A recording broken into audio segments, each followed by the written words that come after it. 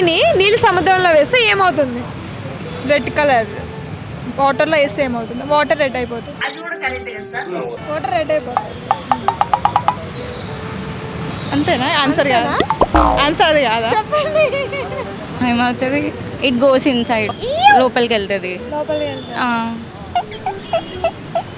కాదు. కాదా? ట్రెండింగ్ అనే టాపిక్ పీక్స్ మీద వెళ్ళిపోయింది. అర్జెంట్ గా నీకు ట్రెండింగ్ థెరపీ కావాలి. ఆగండి, ఆగండి, అడుగు. నీల రంగులనే కనపడుతుంది అంకుల్ చెప్పింది. నీళ్ళు రంగులోనే. Yeah sure. అంతేనా? అంతే పక్క మీరు చెప్పండి.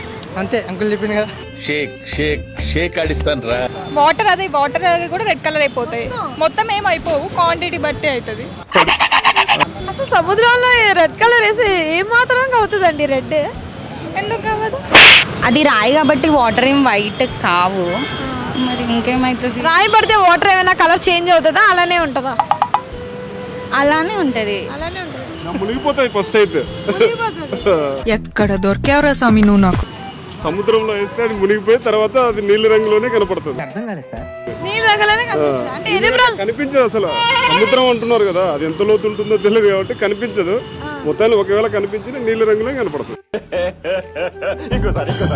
నీలి రంగులో కనపడుతుంది. నీళ్ళ రంగులోనే కనిపిస్తాయి. మీరు అంతే రంగు రాయిని నీళ్ళు సముద్రంలో వేస్తే ఏమవుతుంది? అది లోపలికి మునిగిపోతుంది, కలర్ పోతుంది.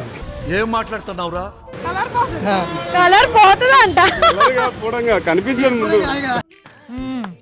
సరిపోయారు ఇద్దరును. సాగుతుంది మీకు అలాగా.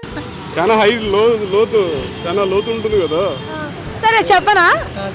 ఏంటి అంటే తడిచిపోతుంది, మునిగిపోతుంది. అదే ఆన్సర్.